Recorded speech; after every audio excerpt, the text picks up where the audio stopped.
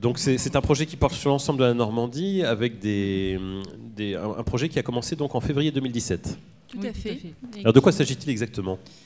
Alors je vais dérouler un petit peu la présentation. D'abord, ce projet il a été porté par le JPFCIP de l'Académie de Caen et il était une réponse en fait à un appel à projet du programme PACT, le programme d'action pour la qualité de la construction et la transition énergétique. Et effectivement, il prendra fin en décembre 2018, donc très très très bientôt. La thématique sur laquelle on a répondu, c'est le renforcement des relations avec les territoires autour de la montée en compétences des professionnels du bâtiment. D'une part sur un volet efficacité énergétique et d'autre part sur un volet numérique. Donc le contexte, c'est des particuliers qui veulent aller vers la maison BBC, hein, c'est ça le contexte général. Voilà. Et bon, autant le dire maintenant, du coup, c'est vrai qu'on s'est sourcé sur un dispositif régional, donc de la région Normandie, qui est le dispositif Chèque Éco-Énergie. Voilà. Qui aide les particuliers à aller jusqu'au niveau BBC dans leur rénovation en finançant.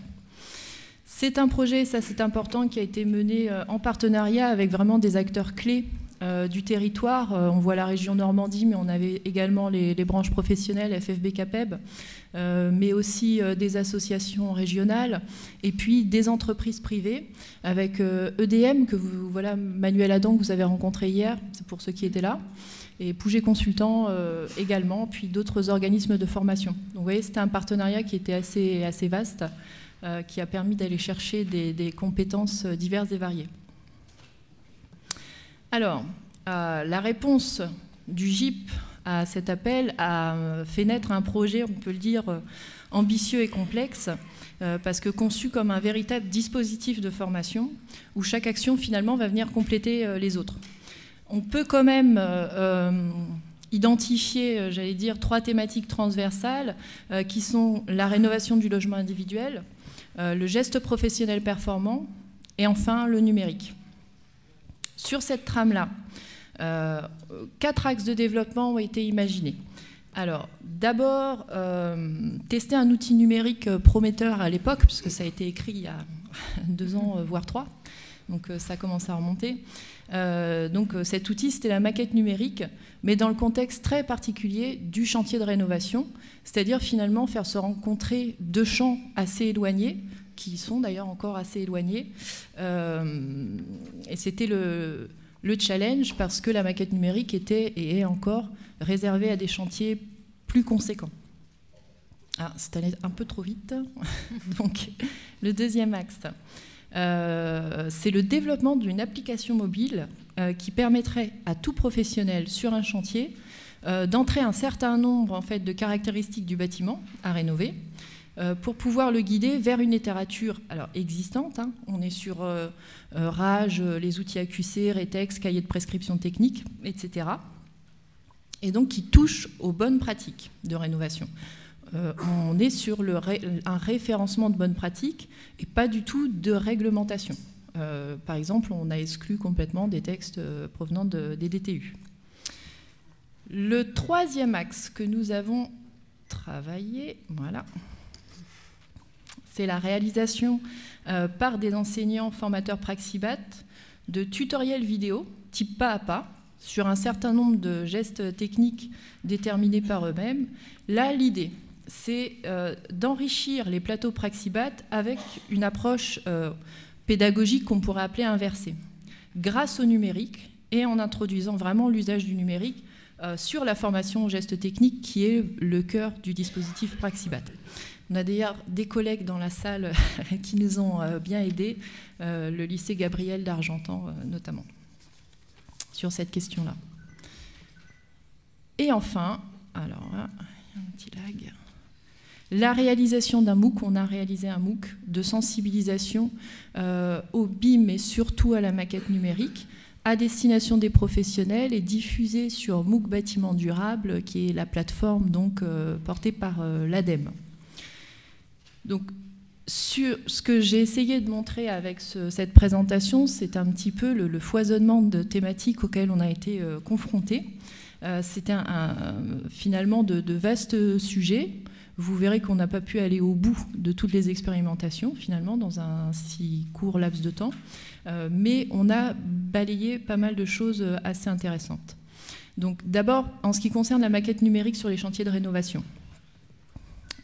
Pour la phase de relevé, pardon. On a testé le relevé avec un scan 3D et le relevé traditionnel manuel. Donc sur cette base-là, on a été amené à modéliser soit à partir d'une visite virtuelle créée à partir d'un nuage de points ou à partir de plans. Voilà, deux expériences complètement différentes. Très très vite, s'est posé la question du modèle économique en fait, de ces prestations sur des chantiers de rénovation. Ça a été une des premières questions forcément qui a émané du terrain. C'était avant même d'aller tester de nouveaux outils. Comment on fait demain pour financer un scan 3D ou juste la réalisation d'une maquette numérique. Donc ça, c'est des points auxquels il va falloir encore réfléchir. Après, sur la phase de modélisation à proprement parler, on a eu une importante montée en compétences vraiment de tous les acteurs impliqués dans le projet sur la modélisation. On n'était vraiment pas tous au point, hein, malgré ce qu'on peut entendre parfois sur les compétences. Quand on est sur le terrain, c'est pas si simple que ça. Et puis en sont ressorties 4 maquettes numériques de logements individuels. Donc ça, une ressource directement exploitable pour la formation. Vient après la phase de chantier, bien sûr. La maquette numérique, c'est bien de la faire, mais il faut l'emmener, il faut la faire vivre sur le chantier avec les artisans. Donc avec une phase justement de présentation de cette maquette aux artisans. Et pour nous, une chose très importante, c'est le recueil vraiment de leurs remarques et réflexions sur les améliorations qu'on pouvait apporter. C'est posé très vite aussi la question, mais comment on fait pour emmener cette maquette sur le terrain? Nous, on a eu quand même de grosses difficultés à utiliser une tablette parce qu'on voulait être sur des outils uniquement gratuits pour que tout un chacun puisse s'y essayer sans investissement. Et aujourd'hui, trouver un outil hors connexion, parce qu'autant vous dire que tous les chantiers qu'on a testés, c'était au fin fond de la Normandie. Alors la connexion, ça n'existe pas. Là, on a vraiment la rupture avec, voilà. Mais il faut penser à ces cas-là aussi. Je veux dire, le chantier de rénovation, c'est beaucoup de situations comme ça. Donc, voilà la problématique qu'on a eue autour de ça. On a été amené à développer une formation à l'usage d'une visionneuse de maquettes numériques, puisque les artisans, il n'était pas question pour eux qu'on les amène à savoir faire une maquette, hein, c'est un peu loin de leurs compétences métiers, mais c'était, si demain je travaille dans une équipe où il y a une maquette numérique, je suis capable d'aller extraire des données, je suis capable de la lire, je me sens à l'aise, je connais les outils, et voilà, donc on a développé cette formation. On s'est aperçu que c'était vraiment une occasion pour eux, pour nous, de dédramatiser le sujet, parce qu'il y a beaucoup de choses qui se concentraient quand même autour de cette maquette numérique, et ça leur a offert un espace d'expression en fait de leurs peurs et de leurs craintes. Des fois, c'est aussi bête que ça, mais le fait d'ouvrir la discussion détend, détend les professionnels et leur permet de venir un peu plus sereinement pour apprendre quelque chose. Nous avons également, on ne s'est pas privé, de présenter la maquette numérique aux clients en se disant est-ce que ça peut être un outil de communication intéressant avec un profane finalement en termes de compréhension de ses besoins, de recueil de ses besoins. Et ça a été très très concluant et on a pour le MOOC filmé une interview de ce client qui en dit le plus grand bien, voilà, du fait qu'on ait passé du temps avec lui pour lui expliquer des solutions techniques qui pour une fois devenaient très visuelles, concrètes. Il comprend de quoi on parle tout de suite.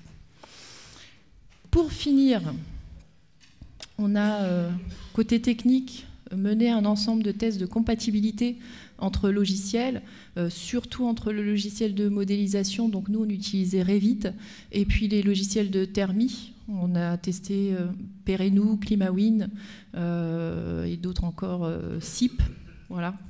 Et on a des rapports de compatibilité. Là, l'idée, c'était d'étudier la structure de l'IFC pour permettre plus tard une bonne communication entre professionnels. Ça, c'est une clé. Et donc, on a abouti à la rédaction d'un guide de bonnes pratiques de modélisation.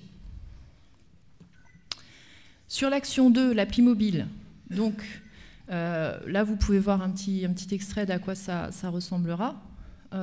Avec cette application, l'utilisateur en fait, peut entrer un certain nombre de données sur l'état existant du bâti, mais aussi sur les travaux qu'il souhaite faire. Et il aura en données de sortie une synthèse qui l'alerte sur les risques de pathologie liés à telle ou telle mise en œuvre, mais aussi ce qu'il faudrait faire pour atteindre un niveau BBC pour cette rénovation. L'idée là, c'est vraiment d'encourager la rénovation globale de niveau BBC en s'appuyant vraiment sur le dispositif Chèque Éco-Énergie, comme je vous disais tout à l'heure, mis en place par la région. On espère, avec cette appli, amener les professionnels à dépasser la vision métier et les grilles de lecture habituelles pour observer le chantier vraiment de façon plus systémique sur tout ce qui a un impact sur la performance énergétique. Alors, si j'ai mis ça, c'est pas par hasard, c'est qu'on a déjà eu ce retour, en fait, de la part de personnes qui ont testé. Il y a eu quand même quelques tests faits avec cet outil-là. Et les premiers retours qu'on a eus allaient dans ce sens, en disant, bah, écoute, il y a des choses auxquelles j'avais jamais vraiment pensé, ou j'avais jamais vraiment vu la maison ou l'habitation à travers ce prisme-là. Donc ça, c'est très intéressant. Donc, pour ce faire, on intègre vraiment un outil numérique sur le chantier pour le côté acculturation. C'était aussi quelque chose qui était en filigrane de tout le projet, c'était permettre une acculturation des professionnels du bâtiment à certains outils numériques. Un autre objectif était de développer en fait une offre de formation à destination des professionnels sur des compétences touchant par exemple au manque qu'on aurait relevé quand on a fait le recueil de textes. Évidemment, on n'a pas trouvé de la littérature sur toutes les thématiques. Donc on a établi un rapport des manques qui existent. On voulait développer une offre de formation autour de ces thématiques-là.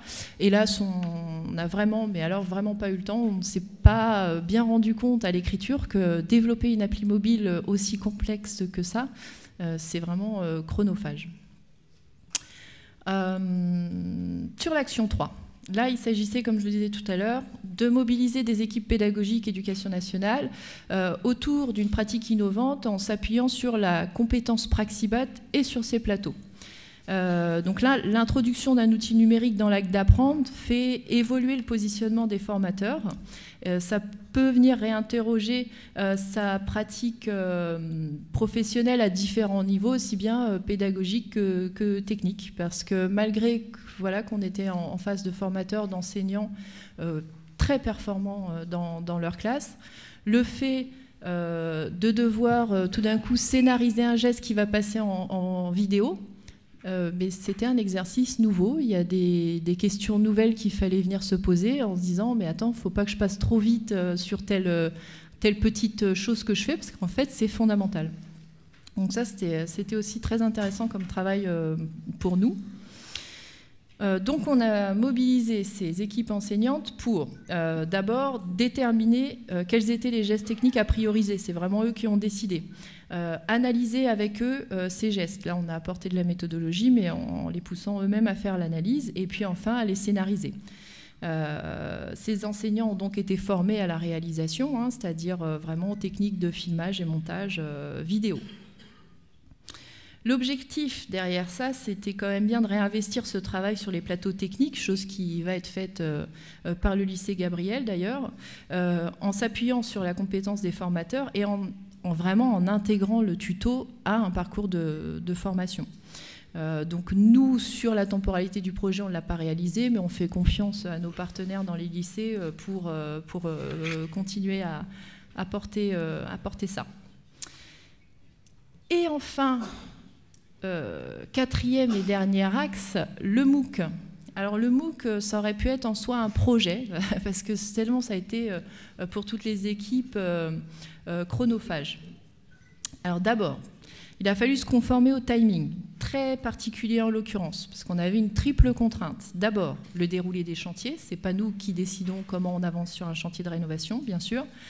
La disponibilité des partenaires, vous avez vu, on était 20 avec des compétences assez diluées parmi les 20 partenaires. Donc il fallait quand même se mobiliser de façon assez rapide et réactive. Et puis on avait une deadline, une date d'ouverture du MOOC au 29 mai 2018. Donc on n'avait pas le choix. Et puis il a fallu s'adapter au format nouveau pour nous. Par exemple, scénariser, définir sur quoi on écrit, pour quel public, voilà, ça c'était les premiers questionnements.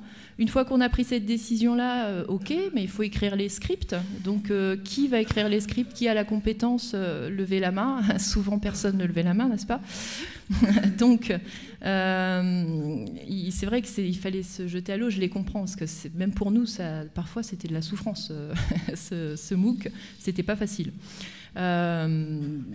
Donc voilà, sur les scripts aussi, avec quelle méthodologie? Parce que si on fait parler un expert, est-ce que le profane va comprendre? Or, nous, le public qu'on avait choisi était quand même plutôt profane, donc il fallait s'assurer d'avoir une méthodologie qui permette d'avoir une capsule à la fin qui soit claire et compréhensive. Ensuite, il fallait produire des ressources complémentaires pour enrichir les vidéos, parce qu'on a vraiment voulu rendre le discours sur la maquette numérique concret et visuel. Voilà. Et puis vient ensuite la phase de tournage, qui là est aussi un exercice très particulier. Et puis en parallèle de tout ça, on a souhaité, voilà, plus particulièrement sur ce cours, offrir justement un véritable cours au format PDF, parce que ce qu'on nous demande normalement, c'est une retranscription des vidéos seulement, voilà, au format PDF, mais on s'est dit très vite, mais avec tout le visuel qu'on a proposé sur les capsules, ça n'a plus aucun sens de juste avoir une transcription. Donc on a fait l'effort, parce que là encore il fallait mobiliser des ressources, de faire un vrai cours avec là aussi beaucoup d'images pour que l'apprenant puisse repartir avec ça et raviver des connaissances, voilà, qu'il aurait acquises pendant le MOOC. Et donc on a aussi fait le choix d'introduire un fil rouge, c'est-à-dire là vraiment une série d'exercices pratiques pour motiver les participants, les garder vraiment jusqu'au bout des 3 semaines. Oui, ça c'est quelque chose que j'ai oublié de dire. C'est vrai qu'habituellement les MOOC ça peut être 4, 5, 6 semaines. Nous étant sur une plateforme dédiée MOOC bâtiment durable, donc à des professionnels, on a fait le pari de faire un format court. Et c'était un pari gagnant, puisque du coup on a gardé beaucoup de gens jusqu'au bout. Donc nous, ouais, sur 3 semaines. On a déjà écoulé un peu le temps pour continuer un petit peu. Alors là, on est à 17 minutes au lieu des 15. Il faudrait peut-être, si vous voulez, aller rapidement. Peut-être juste présenter quelques chiffres du MOOC, parce qu'on a quand même évoqué ce matin. On va peut-être passer. On avait prévu d'autres choses, mais c'est vrai que c'est déjà écoulé.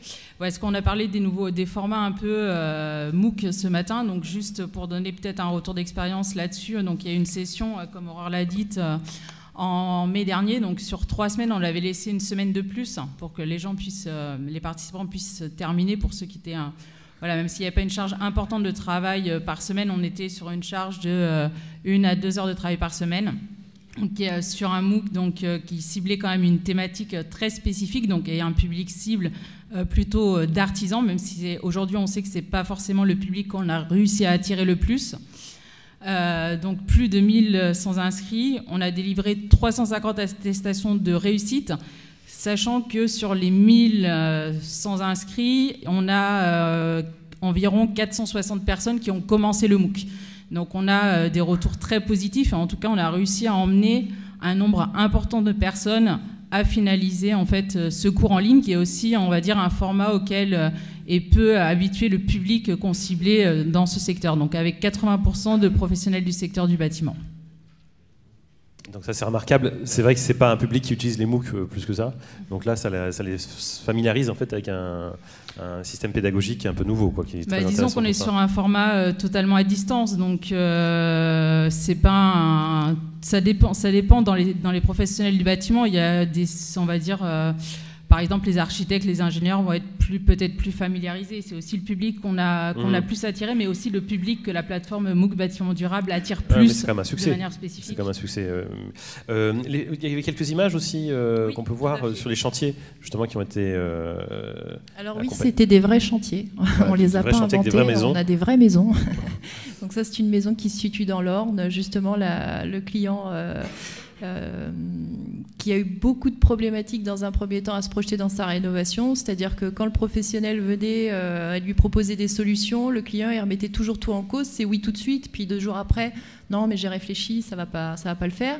Et donc nous on est venu avec la maquette numérique pour vraiment permettre de se projeter, hein, c'est très bien comme se communication. Poser déjà, tout simplement. C'est-à-dire arrêter d'être dans le rush de je signe, on se pose, on discute vraiment du projet de rénovation, mais autour de cet outil, objet, la maquette numérique très visuelle. Et franchement, c'est ça qui a tout débloqué sur ce chantier-là. Alors ça, il faut le souligner, parce que tout à l'heure, on parlait d'autres aspects sur l'innovation, en disant qu'il faut avoir déjà, pour travailler sur des sujets, même sur les outils pédagogiques, hein, là je sors du sujet, il faut avoir une même définition de ce que c'est l'innovation. Donc on voit que là, il y a déjà d'avoir des bases communes, déjà de s'entendre, hein, tout simplement, ce qui paraît assez logique. Donc l'humain reprend le dessus par rapport au numérique, hein, quand même. C'est quand même la confiance que l'humain va faire à l'autre interlocuteur. Et donc il faut se mettre d'accord. Et par contre, le numérique le permet. C'est-à-dire que c'est pas forcément une barrière, c'est aussi un outil qui permet de finalement d'avoir un concept sur lequel on travaille et de se dire et de se projeter éventuellement avec des visions de ce que ça va. Justement, c'est ce qu'on disait un petit peu ce matin. Si on arrive à fédérer des acteurs autour des valeurs communes, c'est à ce moment-là qu'on arrive à créer des communautés. Ouais, c'est ça, voilà. Alors, les autres images, on les regarde ou pas pendant les questions, est-ce qu'il y avait des questions? On va prendre les questions maintenant, puis on va essayer de pas trop déborder quand même pour que Philippe Radigois ait son temps de parole. Est-ce qu'il y a des questions par rapport à ce projet qui est effectivement assez intéressant? Alors, intéressant d'ailleurs, et passionnant travail, impressionnant travail dans les questions. Et alors j'ai pas eu le temps de lire la suite, si on peut. Il y a quelqu'un qui a dû appuyer sur un truc. Peut-on mutualiser cette bonne pratique entre académies? Voilà, ça c'est une question aussi. C'est comment faire en sorte de mutualiser pour pas reproduire ce qui s'est quand même beaucoup fait entre académies quand même par le passé. C'est sûrement encore le cas. Des fois on travaille sur un sujet. Et puis finalement, les autres travaillent sur le même sujet. Et puis alors, si on faisait le bilan des heures passées, dans ce cas-là, c'est un peu dommage. Il y a tout intérêt à mutualiser parce qu'on a quand même défriché, en tout cas sur les chantiers de rénovation, un certain nombre de choses. Parce qu'on parle beaucoup de nous. C'est pour ça aussi qu'on avait ciblé en fait le champ de la rénovation sur la maquette, parce qu'on sait bien que les grands groupes n'ont pas de problème à y aller. Mais les TPE, PME, les mêmes problématiques qui vont se poser dans le secteur du bâtiment, dans tous les secteurs. D'effectuer leur transition digitale, c'est là où on a le plus de mal à les emmener. Là, c'est le client, c'est ça qu'on voit ou... Oui. D'accord. Ouais, Monsieur Frelot. On voit attentif Frelot, à ce qui va se passer dans sa maison. Ah, mais il s'est passé plein de choses pendant ce rendez-vous. Il a changé 4 fois sa salle de bain. Bref, il y a des grandes décisions qui ont été prises. Non, mais à la suite de ça, du coup, il a recontacté l'artisan et ça a pu permettre de passer à la phase travaux, quoi. Donc c'était pas. Alors vous voyez, on peut arriver à un niveau de détail. Nous, on s'est amusé avec lui à arriver à un niveau de détail assez important. Hein. Il s'est baladé dans sa maison meublée. Il y avait même des petits chats qui se baladaient. Oui, puis alors, c'est un exemple intéressant parce que vous disiez qu'il y a une sorte d'avant-arrière. Là, à chaque fois, il partait dans un sens puis il revenait. Oui. Le fait de se projeter dans quelque chose, ça lui donne envie. Et je pense qu'à un moment donné, il se fixe sur quelque chose, il se dit j'y vais. Et il voit qu'il y a des choses qui sont pas réalisables. Mais c'est pas souhaitable pour lui. Je veux dire, c'est pas le professionnel qui décide à sa place. C'est lui qui doit décider. Voilà. Ouais. Et si on veut qu'il y ait une bonne adhésion, un bon taux de satisfaction en fin de travaux, c'est ça aussi. Ça, c'est la vidéo que vous avez extraite du MOOC. Alors voilà, là c'était les plateaux Praxibat du lycée Gabriel à Argentan, où on voit le formateur Sylvain Lagouge qui commence à se poser des questions sur comment je vais exécuter mon geste pendant que je suis filmé. Et puis nous, on était tous autour de lui. Parce que tout va bien quand on n'est pas filmé, mais quand on commence à dire aux personnes vous êtes filmé, là il faut plus faire les choses de travers. Non, mais on a beaucoup travaillé, mais le résultat est vraiment super satisfaisant parce qu'ils sont montés en compétences d'une façon extraordinaire. Et aujourd'hui, j'ai des tutos. Ils me rendent des tutos qui sont pour moi de qualité semi-professionnelle, comme les trucs qu'on trouve chez Leroy Merlin ou autre. Donc qui sont très regardés, hein. Qui sont très regardés, parce que l'avantage de ces tutos, c'est que c'est très regardé. Et c'est très satisfaisant d'arriver à ça. Quel budget pour un tel projet? Est-ce que vous avez d'ailleurs tout compté, parce que vous disiez que ça a été très chronophage? Est-ce qu'il y a une forme de bénévolat derrière ça ou pas? Notre temps n'a pas été totalement compté, évidemment. C'était un projet à peu près 700 000 €. Et on en a dépensé à peu près la moitié. D'accord. Oui. Après, il faut savoir que la problématique sur le type de structure, c'est-à-dire GIP, DAFPIC, Quand on demande un tel financement, on est sur du 80% public, 20% privé. Par exemple, le temps d'un CFC n'est pas éligible. Donc moi, par exemple, j'ai passé 150 jours à piloter l'action du MOOC, mais ça ne rentre pas dans le budget. D'accord. Voilà. Donc c'est à savoir. Voilà, on a les réponses sur les budgets.